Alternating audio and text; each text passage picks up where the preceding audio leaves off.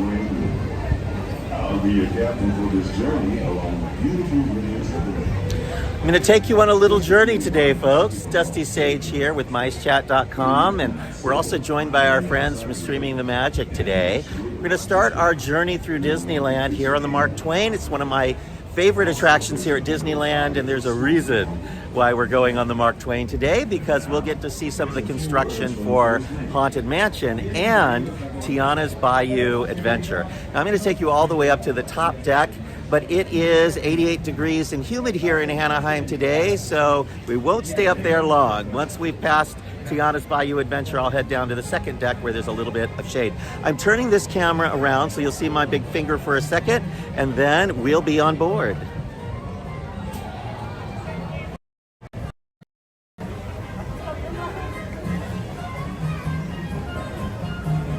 Beautiful Mark Twain. There's some friends with us today as well, so you'll meet some people. They're saving my spot. It's an actual steam ship, a real steam boiler, a real paddle wheel as well.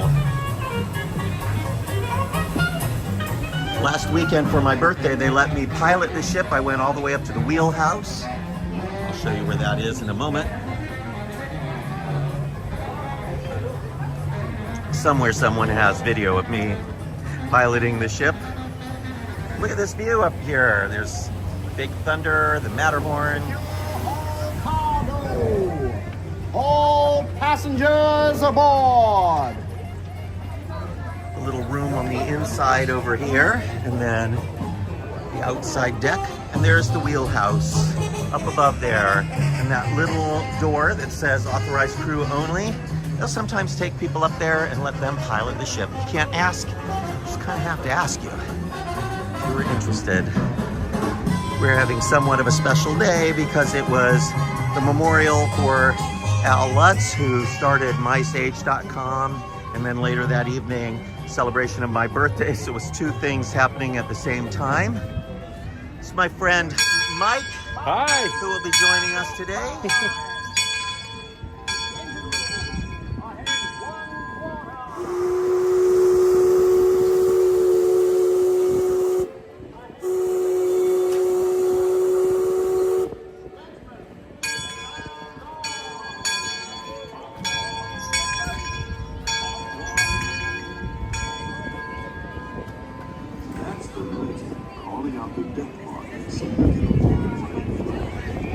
We started just a little bit early today so I could get you on the Mark Twain, and also we'd give our friends from Streaming the Magic a chance to meet up with us. So welcome to the live, everybody from Mice Chat and Streaming the Magic. We're taking a trip around the river to look at the construction on Haunted Mansion and Tiana's Bayou Adventure.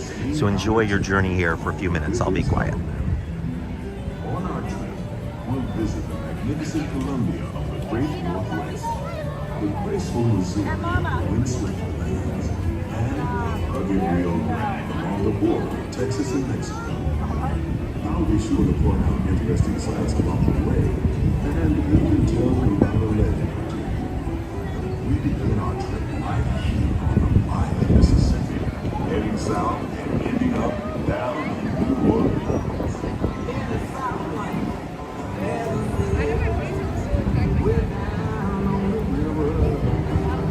It's about a 20-minute wait for Pirates of the Caribbean. What we've seen this summer so far is that the weekdays are a little more crowded than the weekends, but it's not that busy. Summer used to be the busiest time of the year at Disneyland, but not this summer. In fact, on 4th of July, it was not empty, but blissfully uncrowded at Disneyland. Reservations were still available in the morning for annual passes, and if you bought day tickets, you could buy them well into the evening.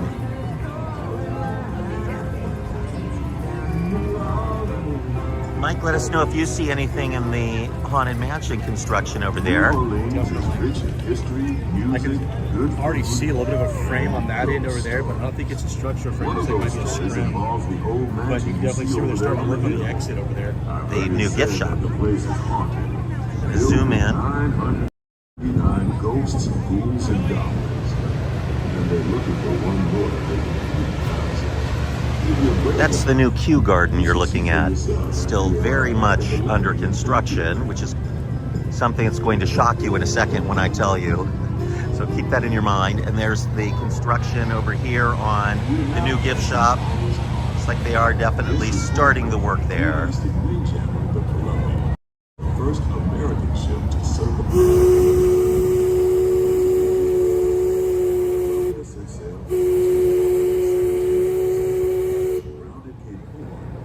You can tell from here, looks like there haven't been any changes on that building that caught fire at the train station either. It looks like it's the exact same as it did. A couple of years ago, the train station caught fire just after Christmas, and the one in New Orleans here, and they still haven't fixed it.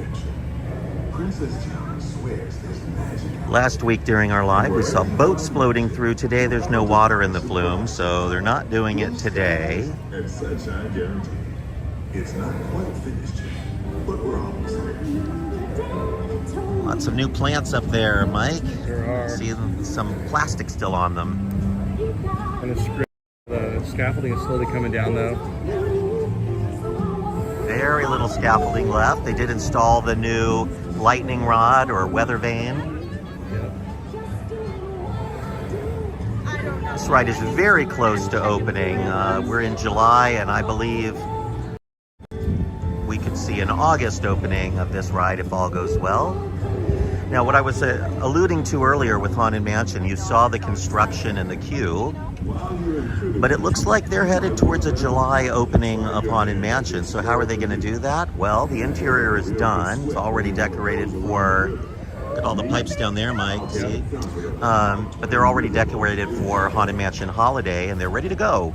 So all they need to do is clean up the front of the mansion a little bit, where the old kind of semicircular queue was out in front there, and they'll use a virtual queue system as well as lightning lane to get guests on the attraction. So they'll keep very few people at the ride, and they'll just need that little loop in the front, and they'll probably do an exterior queue along the construction wall. It looks like they're needing to do some work on the front of where Raise the Race is going to be. Yep. Notice they've ripped the front, like where the wood is out, that little patio. Now, they haven't closed off the rest of no, the pathway's open right here. It is open. This path that you're seeing right now into Galaxy's Edge will be closing in just a few days. And then the rest of this area will all be closed off, so nothing will be open in Critter Country at all. So everything from Harbor Galley all the way down through the Hungry Bear, Winnie the Pooh, all the shops, it'll all be closed, the whole land, as they get ready to open Tiana's Bayou Adventure as early as sometime in August. But I never get tired of taking in the breathtaking beauty of the Columbia River. The majestic trees, the stunning rock formations, the cascading waterfalls, the moose, deer, and elk along the banks. It's all so Yeah, it's all off right now. I do love the river, Mike. This is one of my favorite places in the whole park. Yeah. It's just so tranquil and beautiful. It seems like it was the major change obviously on this side. Yeah. There's still quite a bit of it. It's just original, it seems like. Muffy is wondering if there's any word on how long the pathway will be closed into Galaxy's Edge, and we're not sure because they haven't stated, but it shouldn't be too long. And that pathway is closing in part because the wooden walkway they built into Galaxy's Edge over the river there was starting to warp a little bit. So they're doing a little bit of construction on the bridge, but they needed to do some pavement work for Critter Country, and it won't take them too long. So by the time the attraction opens, and sometime mid-August maybe, I think it'll be ready. I have a feeling they're going to try to get that attraction open in time for the D23 Expo, which is in early August, so we'll see. Take your bets. Off the port side of the river is a wise old shore. sharing a story from all of us.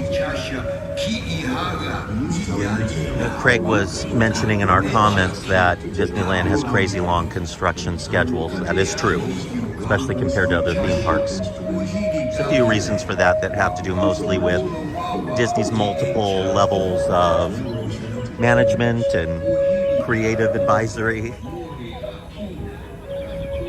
Also how difficult it is for contractors to work with Disney and the amount of documentation and proof and things that you have to do. But also, you know, Disneyland was built in a year back in 1955. They didn't have complicated attractions with animatronics in them. The most complicated things that they had were, you know, Dumbo and spinner rides and walk-through attractions, and things weren't very complicated then, so it was a little easier to build. They did use contractors. They used Aero Development and others in the early days of the park, and Dumbo was not made by Disney. It was manufactured by a third-party company to Disney's specifications. So Disneyland was built in a year, but it was essentially a carnival back then with a lot of great theming. But much of what you see today was not here when the park was built. The trees and vegetation were all quite small. They did have Conestoga wagons, but all they had to do was shape this area, plant some trees, and run some wagons through it. It didn't take them a very long time to build that. No show building. I think permitting was a lot easier. Permitting was very different back then, and there were no governmental agencies like OSHA and DOSH and all of those things that today they have to deal with. But those things developed over time for a reason. Theme parks, amusement parks were killing people back then. You could go on a ride and there was no expectation of safety whatsoever. It's one of the reasons Walt wanted to build Disneyland and give it a safe feeling. Mike, if you zoom in on the nest right here, you'll see that all the wood has rotted away and it's just a wire nest now with some feathers in it. It does not look good. They painted the bird recently. He looks okay, but they need to replace his nest. Well, the funny thing is, every once in a while you'll notice that a bird will take up residence for a while.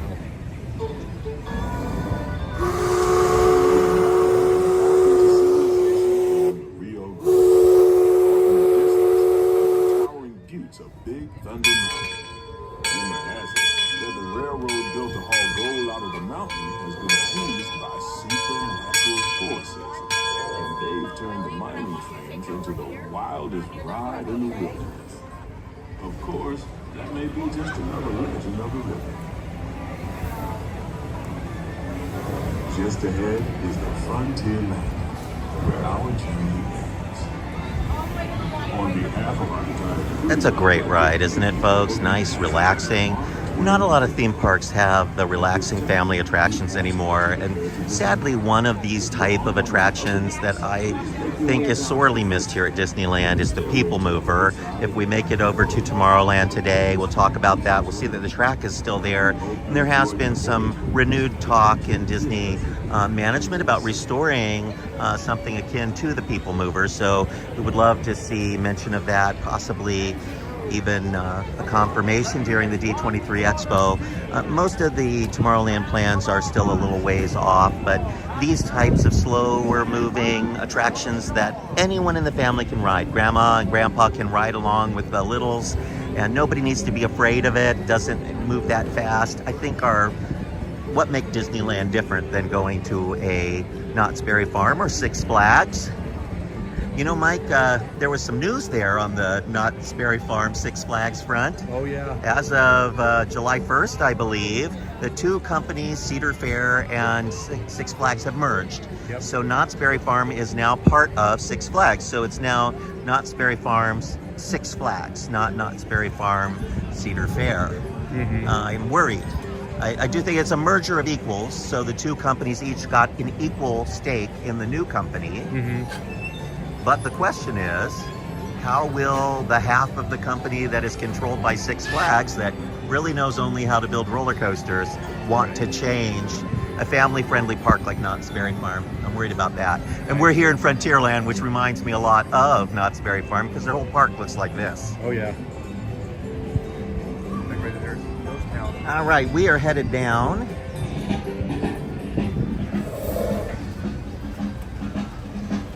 the ship was not empty. We just waited a long time to go because you get trapped on these stairs. There are still people making their way down, but we're just a little behind them.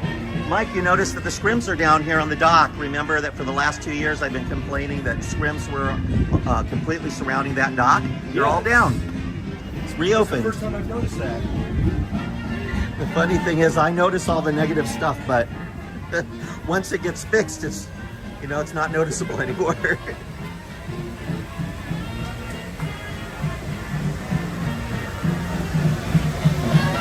I'm king of the world.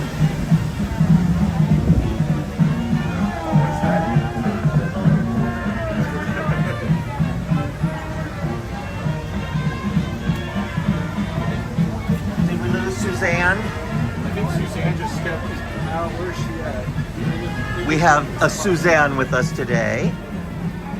We have my friend Daniel showed up just before the cruise. Hey Daniel, how are you? We do that. Kevin, you do a great job. They have an incredible crew here on the Mark Twain. Some great captains and crew.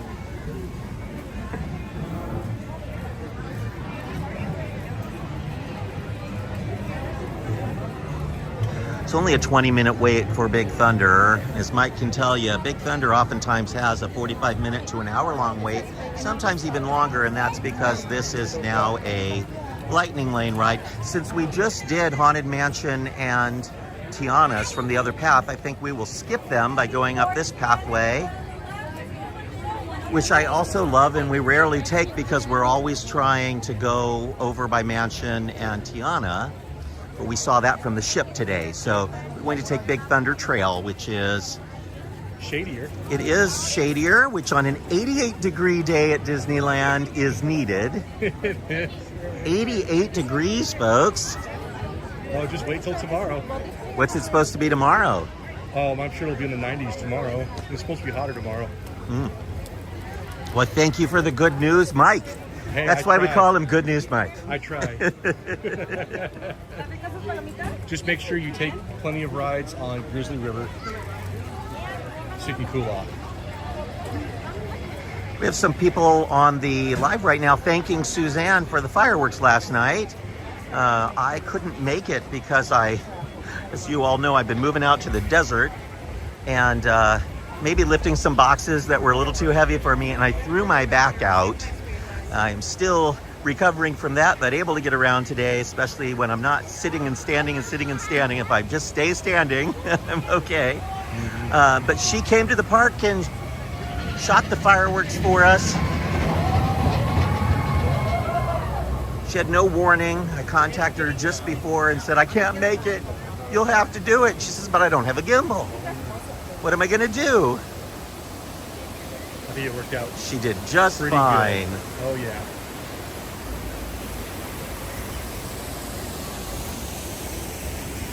A lot of people enjoying the shade right now. Yeah. Scott Solo was mentioning that once the pathway in Critter Country closes, and you won't be able to get into Galaxy's Edge that way, this pathway is going to be incredibly packed, and I agree. It's going to be nutty. Here's your pathway into Galaxy's Edge, your first one from this path, but all signs point out. The pathway is to Fantasyland. There are no signs pointing you into Galaxy's Edge. We've pointed that out in the past. At first, when the land first opened and everyone was trying to go there, that might have made sense to help keep traffic down. But today, if you're just a visitor wandering into Disneyland for the first time without any clue of where things are, you might never find Galaxy's Edge. This is so stunning, this swept rockwork that they put in here when they redid the contour of the river for the opening of Galaxy's Edge. And Imagineer designed this rock outcropping here. You can see it provides shade. It's 88 degrees today. We're standing in the shade, but also when it rains. And look how pretty this is. The only thing that would make this better for me would be if they had some built-in ledges along the bottom so you could sit here. For some misters. Some natural misters of the Wild West.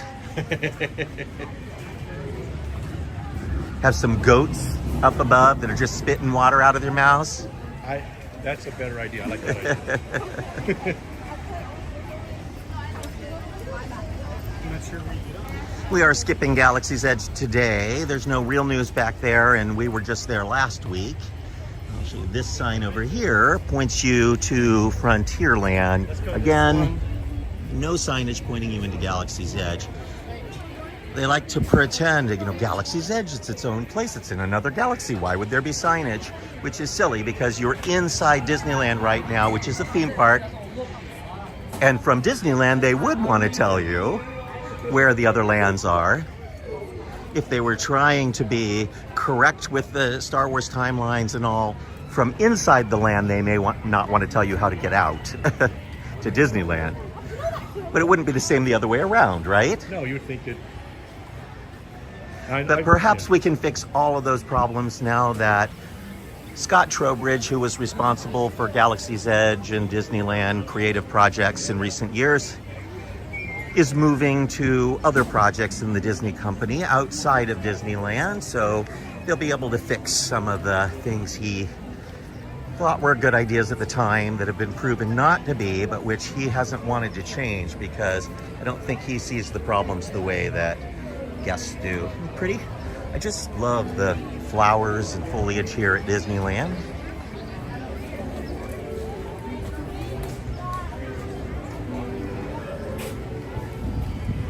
Surprised the roses aren't blooming on the arches right Maybe not. When they do bloom, they're beautiful. We were in the lazy, hazy, crazy days of summer. It's past 4th of July. It's sort of the hottest time of the year from now through September for Southern California.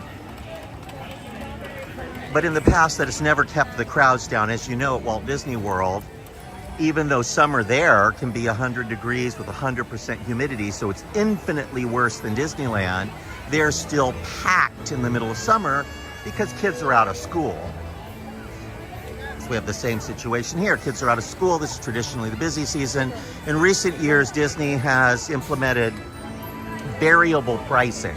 So they charge more in the busy season, less in the off season, but they've done it at such an extreme level, $104 for the less expensive days, all the way up to almost $200 for one day, one park in the high season, which is right now, that they've convinced people to shift their travel plans to less expensive days.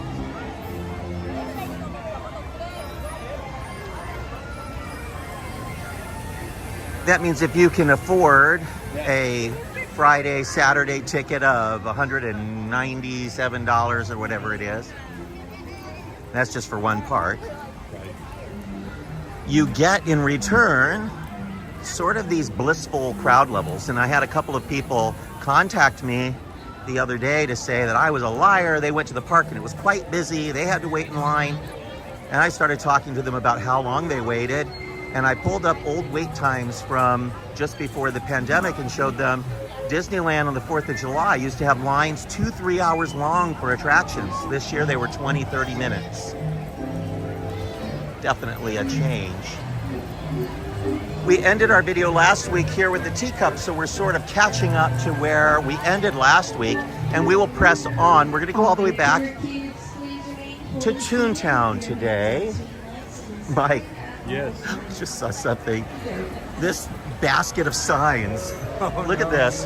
It just says, magic happens on one side. There are some of those orange, like, wands that they use. And then on the back side, there's other signs here. But just left out there in the open, abandoned. Sure, that's for custodial or the operations guest flow teams. Somebody forgot that they'd left it there. They're probably looking all over the park for it now. Where did I leave my keys? In the refrigerator with my dentures.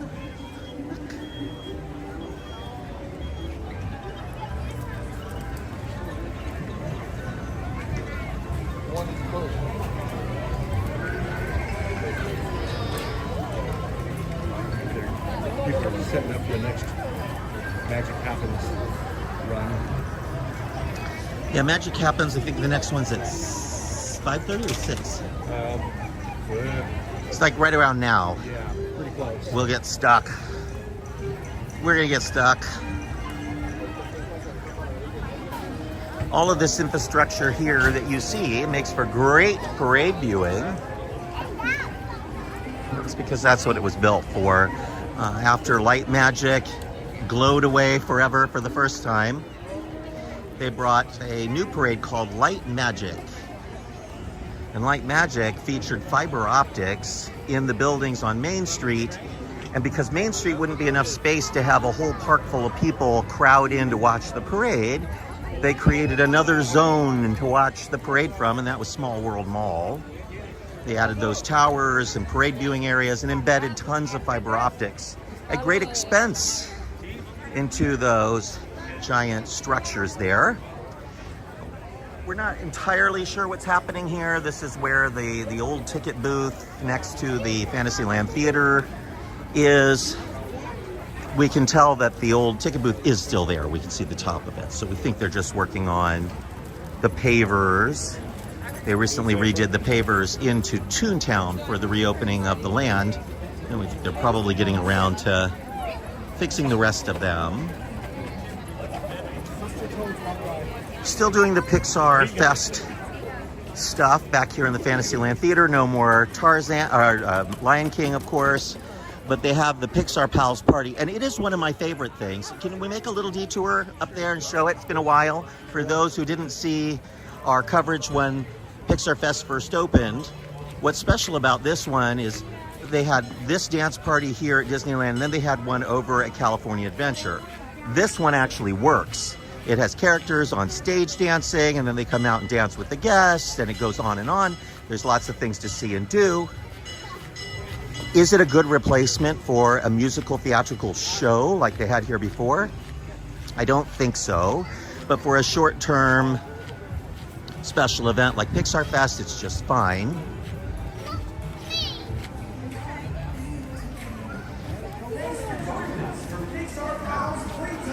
Oh, it just ended. It's just telling us that it should be starting at 5:30 at the Main Street. Oh, good. We'll be fine. And we have until about 5:50 to... There's some props and things you can take pictures of. The Pixar Pals Party just ended. They just made the announcement, so I took you all the way in here for nothing, but you can see that they have a number of meet and greets down there, and normally there would be characters as well, but they literally just ended. So, yay. But at least this party is fun, and you can go, and even if you sit in the stands, you can, watch the music and the projections on the big screen and see the kids dancing below, or if there are characters that you like.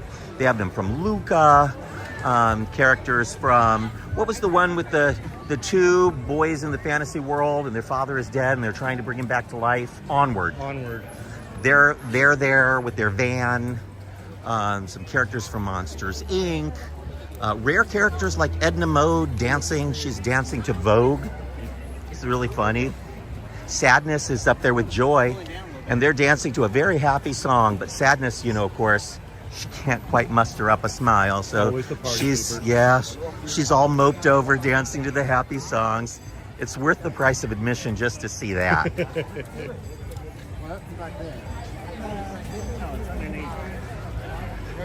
We're headed back into Toontown because we haven't been in a few weeks, and there's always something going on. It's a fairly new land. They had a lot of trouble keeping that land in good shape because it's hard to know how much damage kids are going to do to something until after you've opened it. They tried to make it as robust as possible, but things like trees were... The dirt was sinking and it caused potholes in the new fake lawns, and kids were tripping over tree branches, fake tree branches on the ground. Mm-hmm. Who could have seen that happening? Everyone. Or rubberized play areas. Yes. Torn up, and some of their new backdrop has disintegrated and they had to replace it. I mean, just little things, right? But overall, this land is a big win. It's much greener than it used to be. There's far more people in here all the time than there used to be. And now, instead of there just being a kiddie coaster and Roger Rabbit, There's Roger Rabbit, Mickey and Minnie's Runaway Railway, which is an e-ticket of an attraction, and that kiddie coaster, plus the meet and greets. Here are those branches I was talking about before. Kids go flying through and miss some of the branches and they go flying.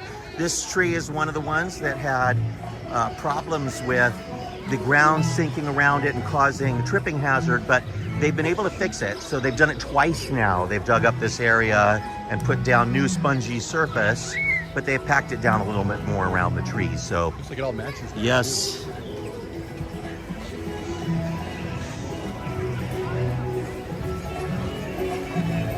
We're gonna stop by and see an old pal. Gotta give it away. There's a certain character right there.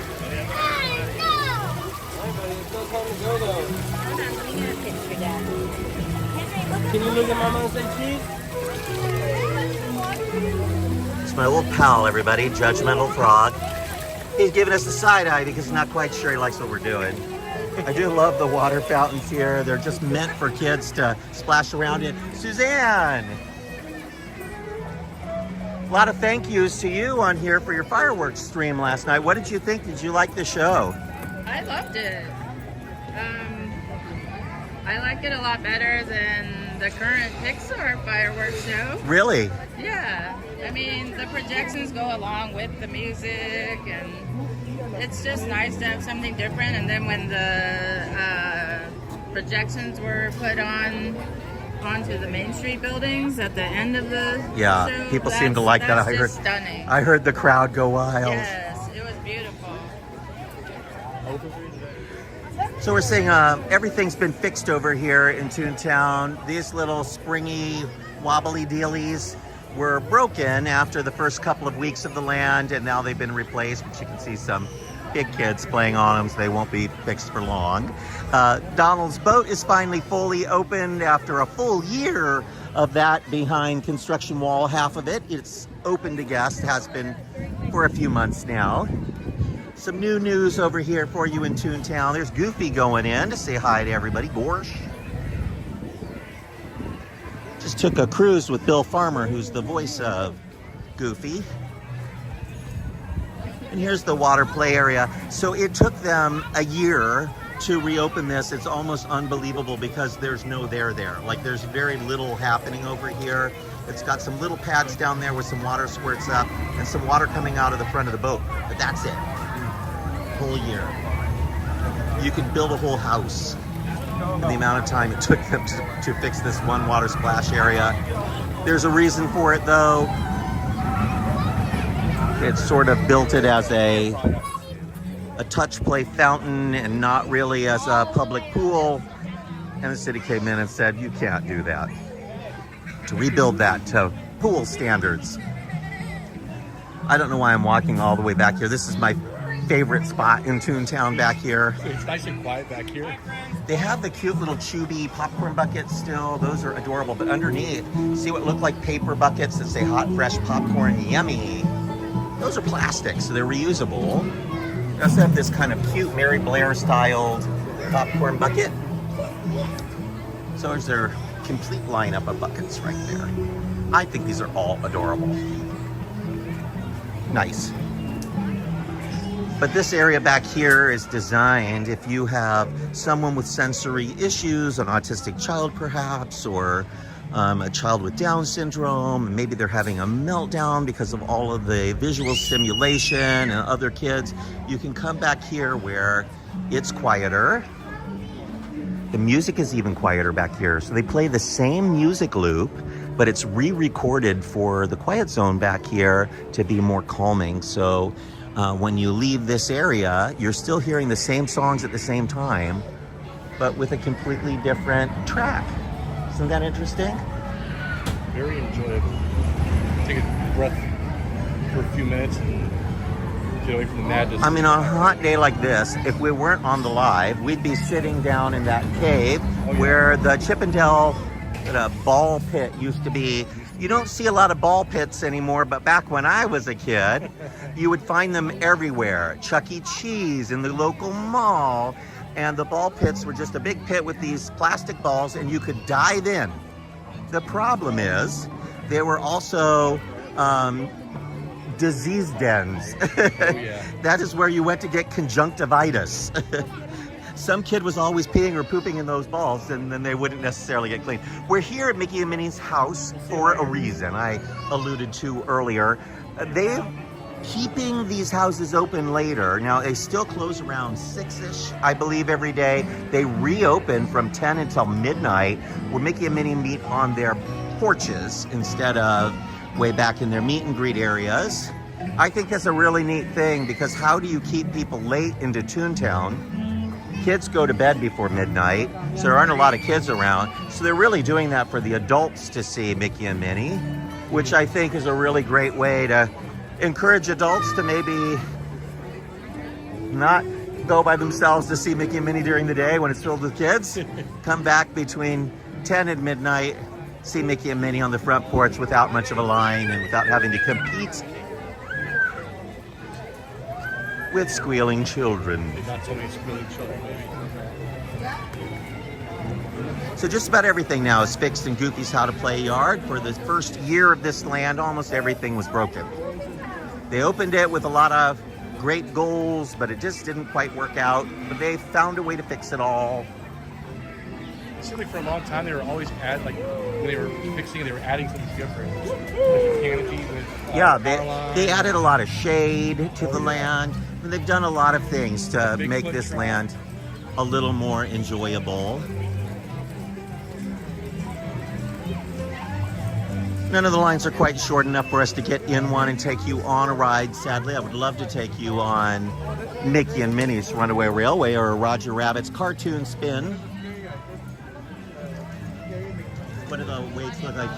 25 minutes.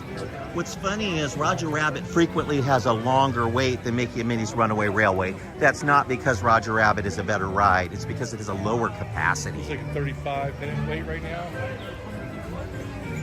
There will be times when Mickey and Minnie's Runaway Railway is 20 minutes and Roger Rabbit is an hour. So 45 minutes right now. Yeah. Roger Rabbit. Yeah. And that's just because of very slow loader. Yeah. I love this music loop.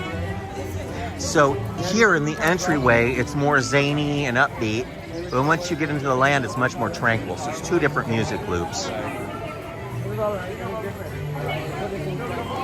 And then they play those crazy sound effects under the train trestle. Of the actual Roger Rabbit movie when he's entering Toontown.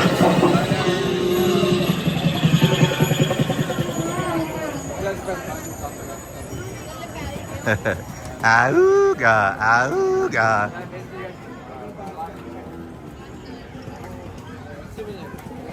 Beautiful Matterhorn in the distance. You know, Disneyland is just built so brilliantly. It's this hub and spoke design. You can get to anywhere from anywhere else very easily. None of Disney's other parks quite captured this. They tried at Hong Kong Disneyland, but then as they grew it, decided to throw spaghetti at the map, make it a little more confusing. But Disneyland has remained fairly easy over the years, with almost all of the lands reachable from the central hub. You know, Toontown and Galaxy's Edge are sort of the exception. Critter Country back there, tucked away off the hub, but still, now that Galaxy's Edge is opened, it's all sort of connected, with the exception of Toontown, which remains a cul-de-sac. Now they're forcing us to the right because the parade route is closed for the upcoming parade.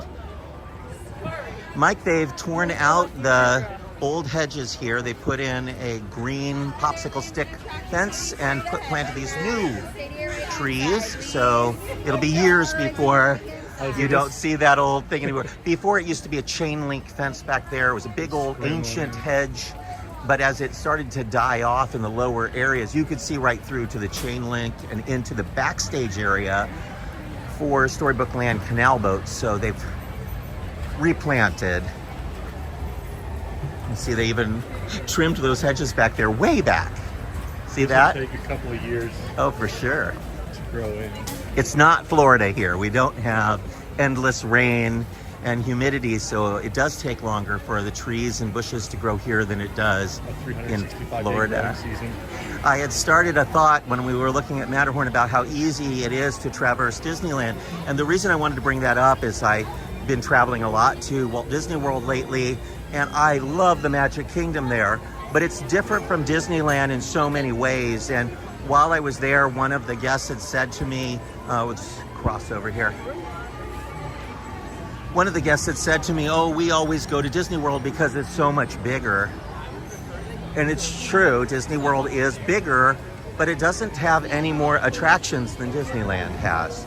So all of those attractions at the 4 Walt Disney World parks, if you combine them all together, they pretty much just split them between Disneyland and California Adventure. We have different rides in the 2 resorts, but approximately the same number, just spread out over 2 parks here instead of 4 parks there, and it makes it a little easier for your day. So you can get on more rides, usually at Disneyland, than you can at Walt Disney World. 30-minute wait for Matterhorn isn't unusual, but at this time of year it would usually be well over an hour. But 30-minute wait for a major e-ticket. At Walt Disney World, it would, in the middle of summer, be an hour and a half or perhaps even longer. And with Genie Plus, which is now Lightning Lane Multi-Pass or Lightning Lane Single Pass. Something like that. I can't keep track of Disney changing the names. Those standby waits have become even longer. We're going to take a moment to enjoy the Matterhorn. This empty queue on a Friday afternoon. I love it. I mean, it's not an empty queue, but here's the overflow queue for Matterhorn right here, and there's no one in it. And it's built, it's all set up for summer crowds that are not here. I remember last summer, It was really up there underneath the trees, which is a nice spot to have to queue up. we would see 60 to 90 minute. Mike, the waterfalls are also off here. So the waterfalls were off on the river. They're off here on the Matterhorn. I wonder what's going on that all the waterfalls are off. Is it too windy today? I don't know. It doesn't feel it. I mean, I do feel a breeze. Hello, permanecer sentados, por favor.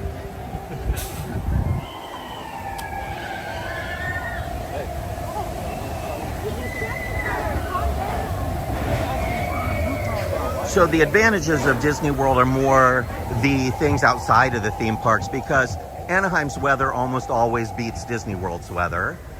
Year-round, it's nicer here than there. We don't get as hot as they get. We don't get as cold as they get. Our evenings are typically cooler, but it's nice. If you have a warm day, you cool off in the evening. We also have the lovely submarine lagoon still here in Florida. They filled it in and put another land back there. Someday that could happen here, but for now, we're safe. But they do have golf courses, miniature golf courses, that gigantic Disney Springs for shopping. All of those hotels, and each hotel has its own restaurants and shopping. So there's more of a resort feel to Walt Disney World. But if you're just looking for rides and a quick escape, a day or 2, perhaps 3, you can't beat Disneyland.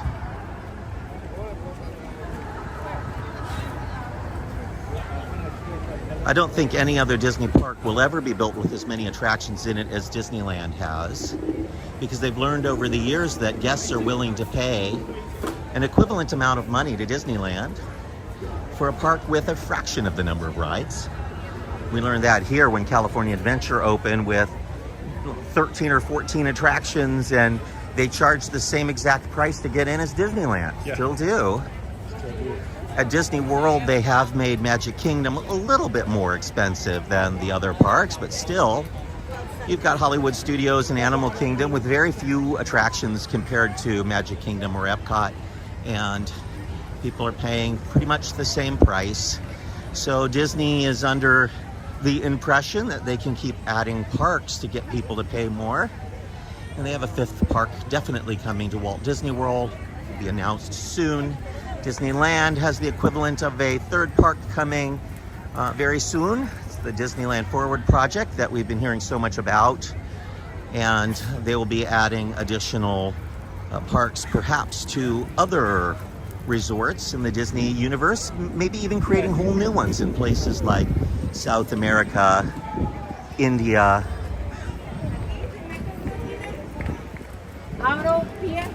We end our lives at 6, but you know what closes right at 6, Mike? The DVC Lounge here at Launch Bay. I love going up to the DVC Lounge. It's themed to a spaceport. You get free drinks and snacks. Nice and cool. Yeah, do we have Suzanne? So this morning they announced some DVC summertime perks. You want to come up here next to me? And so Suzanne was sharing with me that they're doing what with DVC this summer? Some like free snacks and things? July 22nd through August 24th, I believe. If you're staying on property, they're having special perks.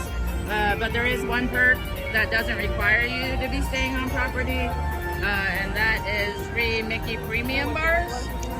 Sometimes in the Starview Lounge, which is right here. That's Starview Lounge, and then they have a new, not lounge, but like a DVC sales center that's opening up at the winery at California Adventure. Yep, and they'll be giving those Mickey Premium bars out there. It's between 2 and 4. So that tells us, random days. that tells us definitely that new DVC center, which used to be where at one time there was an attraction, will now be open in time for them to hand out premium bars. We're not going on Space Mountain, but we are looking at a 50-minute standby wait for Space Mountain, which has a weird refurbishment coming up at the end of summer. So they are going to be doing, I believe, an August refurbishment for Space Mountain coming up. August 5th, I believe. Seems so weird to me. You know, August 5th is still early, but it makes me wonder if they're going to try to do Ghost Galaxy again this year. It's been gone for several Halloweens. If you love Ghost Galaxy like I do, please give me a whoop whoop in the comments, because I really think they need to bring that back. Cost them next to nothing to switch it over, change the lighting and projections and the music, and give us something different, just like they did for Season of the Force when they do the Star Wars version of the attraction, which I also love. And I love regular Space Mountain, but I like it that they're easily able to switch it up. You know what else I want them to do, Suzanne? Children of the Corn Space Mountain? Children of the Corn Space Mountain would be awesome, but I would really like them to do a holiday version of Space Mountain with Santa and the reindeer on their jets going through and delivering presents to all of the beings of the universe. Oh, but it could be themed to Prep and Landing. I like that. I want to see Darth Vader with a Santa hat. Oh, that would be cool too. Mike wants to see Darth Vader with a Santa hat. They have that famous Star Wars Christmas special. They could do that in there. 25-minute wait for Astro Blasters. All of the rides that usually on a busy day have waits in the hour range are so reasonable today. 25 minutes for the e-ticket Star Tours with its new destinations. 15 minutes for Astro Orbiter.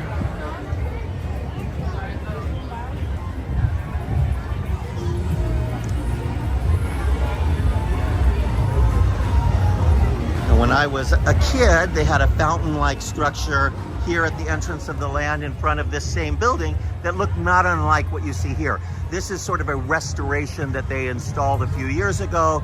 Now, instead of it being a fountain with water cascading from one of the buckets into the other, it's a planter. Why? Because it's much cheaper for Disney to maintain a planter than a fountain. But still, I like the look. I like that it's an homage to the past, that they put these beautiful iridescent panels here, but this is almost an exact replica of the panels the way they originally were sculpted when this portion of the land was built. I love it that they do things that are inspired by the past. We have a lot more of that coming soon with the reworking of the west end of downtown Disney. It's all inspired by mid-century modern 1955 to 65 Disneyland.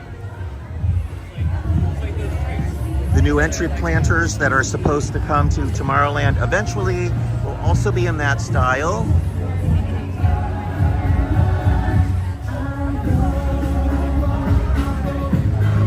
Jason Momoa.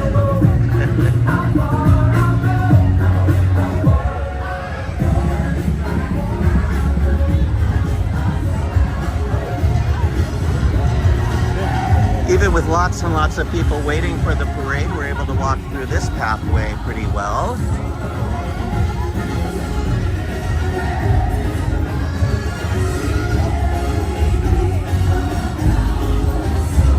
Let's take a quick stop just to show you wait times here. So short. Peter Pan's flight, 30 minutes. Dumbo, 15. Big Thunder, 30, 40 minutes. 40 minutes for Rise of the Resistance. Under an hour, folks. 30 minutes for Matterhorn, 30 minutes for Smuggler's Run. Pirates is 25 minutes. Roger Rabbit, 30. Space Mountain, 50. So the longest wait right now for a ride is for Space Mountain.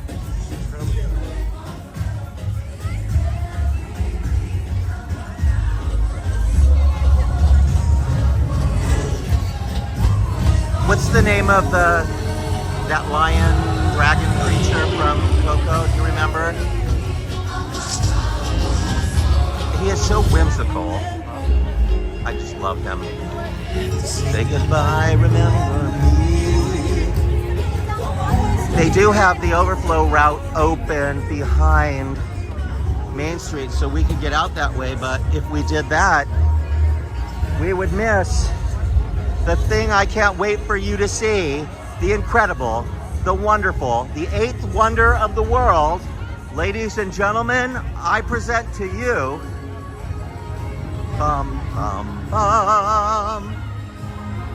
the Children of the Corn in their 4th of July outfits. Here they are, all dressed. They're no longer in their Easter outfits. They're red, white, and blue.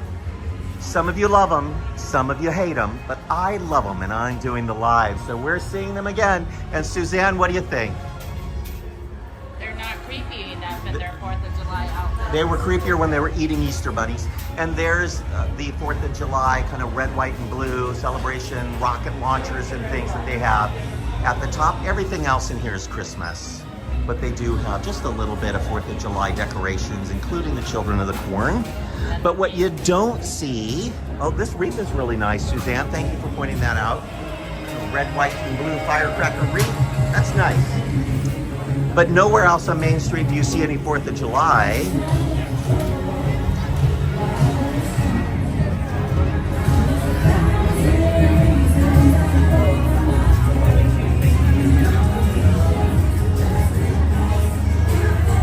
Look at that.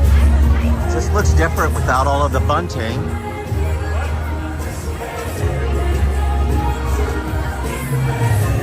We frequently run into this parade because we wrap up around 6. I'm oftentimes trying to get you over to California Adventure at the end of the video, so we pass right by this parade.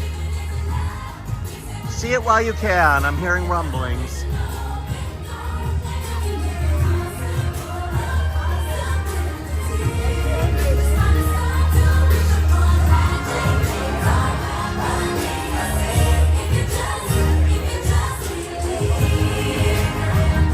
There's the moment that magic was made for, folks. That's the exact moment that the pumpkin is turning into a carrot.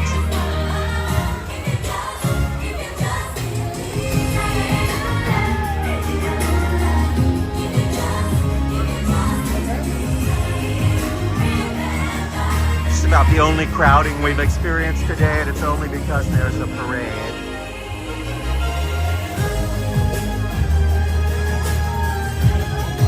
Merlin and Arthur really put on this show. A lot of dancing for these performers in the 88-degree heat.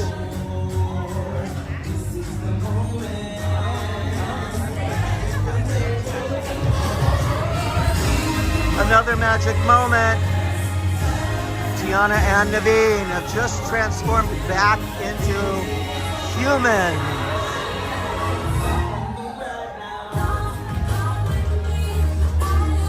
And my favorite, I am so partial to these lovely fairies at the front of the final float. Flora, fauna, and berry weather.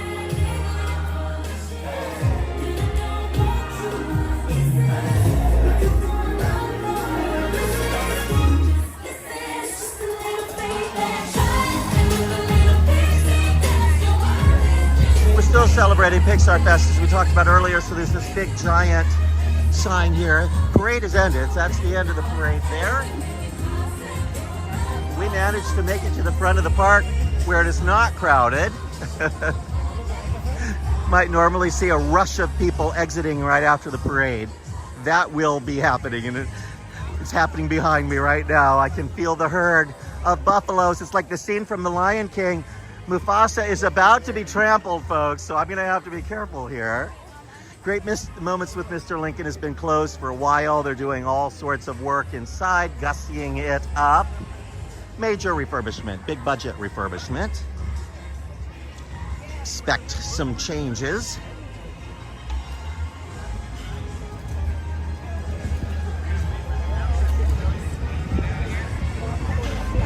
Look at that. Beautiful train station here at Disneyland. One of the only ones, the Disney parks, that does not have any disabled access. So if you have a wheelchair, you need to do New Orleans Square, the Toontown station, or the one in Tomorrowland.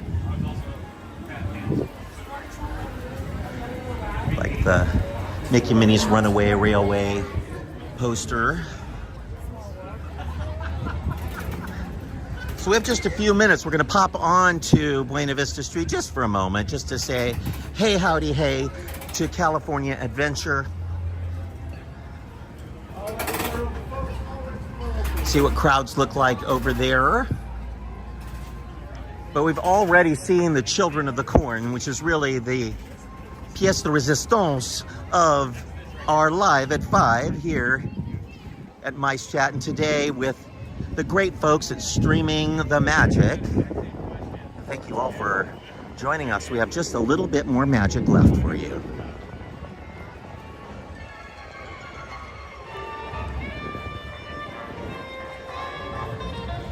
Yeah, Craig was talking about how incredibly hard it is to perform in the high heat. And I would like to reiterate that. This is their second show of the day. So they've already done one in the heat. They go backstage and recover a little bit and then have to do it again. It's not just heat, it's also humidity today. There's a lot of real choreography in the parade. They do things to make it a little easier on themselves as it gets hot. So you'll see some of their routines. They're not really dumbed down. They're just simplified a bit to make it easier on the cast members. But it's a long parade route in the heat and in the full sun.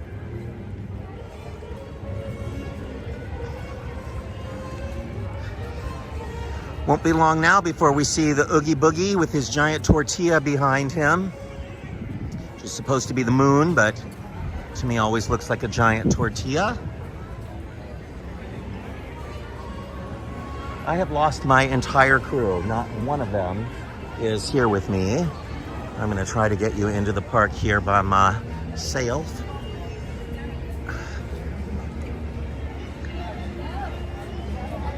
Sorry, I'm wrestling with tickets. There you go. Right here.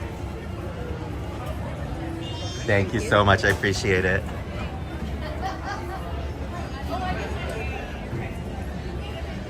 I lost everybody. It was so, I guess, crowded that they couldn't find me. Aha, here we are. Another street with no red, white, and blue for 4th of July, sadly. But it does have the rainbow flags for Pixar Fest. Five and Dime, they've got their Pixar Fest mannequins in the windows. And also Stitch. 626, June 26th was Stitch Day. They had a bunch of stuff out for Stitch and they're still promoting it. Suzanne found me. I did. I was trying to run up to help you get into the park. I figured it out. I'm a big boy. There's Big Top Toys. It's so funny. At least they change out the plush every so often. They do. It used to have a really cool window, and now it's just like a stadium of plush. It's a little creepy. There's the 100th anniversary Mickey and Minnie. See them there all shiny in the middle? The platinum Mickey and Minnie. Buzz and Woody look weird. Last week it was you that pointed out that Disneyland's 70th anniversary is next year, and that is also a platinum anniversary, so they can recycle some of that stuff, pull it out of storage, whatever didn't sell. No wonder they made the 100th platinum. The 100th is not platinum. So just a couple of minutes here left on our live today, but what a beautiful spot to do it. Probably the prettiest part of DCA is this central hub and fountain with all the activity and the red cars, Carthay Circle Theater. The new summer menu started at Carthay. Now, let's talk about that because it looked really good and it sounded like it was a lunch menu, but is it the same for dinner? I'm assuming it's the same. The one that sounded interesting was the roasted chicken meatloaf. Chicken meatloaf. It's a chicken meatloaf. Chicken meatloaf, I love you. That's my chicken meatloaf. Chicken meatloaf loves me too. I have been trying to avoid red meat, so I'm happy to hear there's a chicken meatloaf. There were some other things too. Do you remember any of it? Bats will soon be flying out of the belfry. They'll be projecting Oogie Boogie onto the facade of this building because Halloween comes in August this year. They're almost sold out, I believe, for the Oogie Boogie parties. Have you looked to see if it's completely sold out yet or not? I have not. Last week it was only Tuesdays left. This is the old menu still. The new one hasn't started yet, I don't think. Well, it's coming. Coming. If Suzanne tells you it's coming, folks. You never have to worry about what Suzanne says, especially the food. All right, let me see what's left for Oogie Boogie. Suzanne's checking on Oogie Boogie tickets for those of you who have delayed.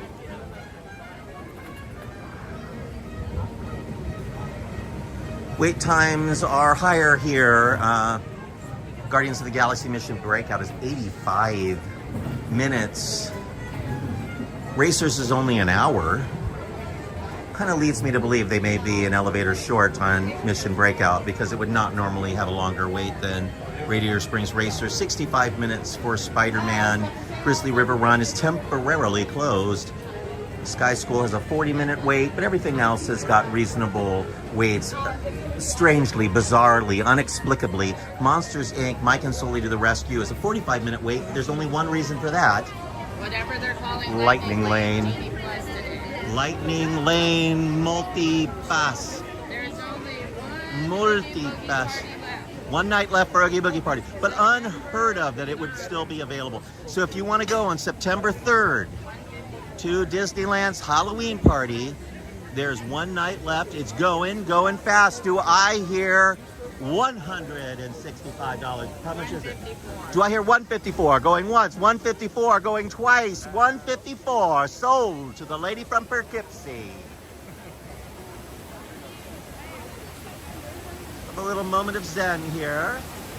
And if you're hungry, Suzanne, there is no one in line for Pixar Fest food booth here. Not one person waiting to buy a thing from the Pixar Fest food booth. This fest has been a bust. Mike, you're agreeing. I agree. It's a bust. The food just didn't look appetizing to me. I was so excited they were doing a festival in the middle of summer, and I really wanted this to work. I really did. But if they had just made food that tasted good instead of just looked good, sad. What? The bipolar mac and cheese.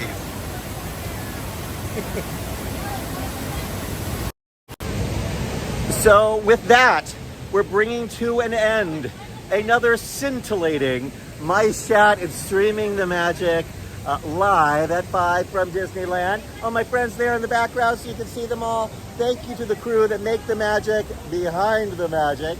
You hear me for a lot of it, but it's Suzanne and Mike and Daniel this week who are looking at the comments and kind of letting me know where to go, keeping me from tripping over strollers. as I look into a camera screen instead of at the ground in front of me. It does, as they say, take a village. Thank you all so much for joining us. We'll be back with you again real soon. Bye, everybody.